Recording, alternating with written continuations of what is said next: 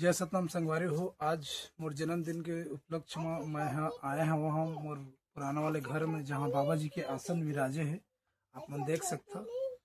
और ये मोर पूर्वज बन के घर है, जहाँ मोर 3 पीढ़ी से यहाँ पे विराजमान रही से, जहाँ गुरु जी के आसन लगाए हुए हैं।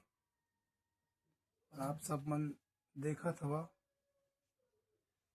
आसन गद्दी समुक्ष है। और ये हमार पहले से दिखे हुए कुटिया जैसे है, मगर जब से यहाँ पे विराजे है तब से वे घर लौजारे नहीं हैं।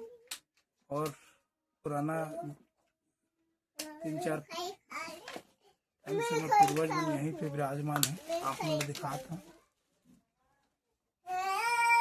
पोस्टर के माध्यम से देख लो।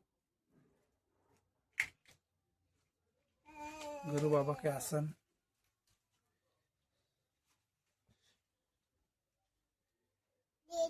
और बहुत सारे वीडियो में ये ला आप मन देखे हो।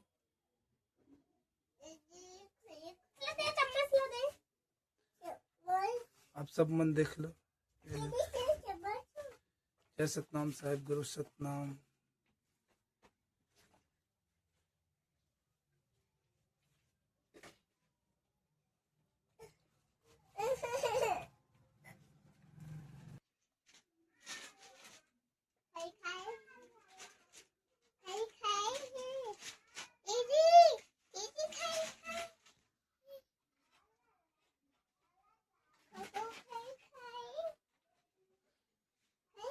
पापा जाके निकाल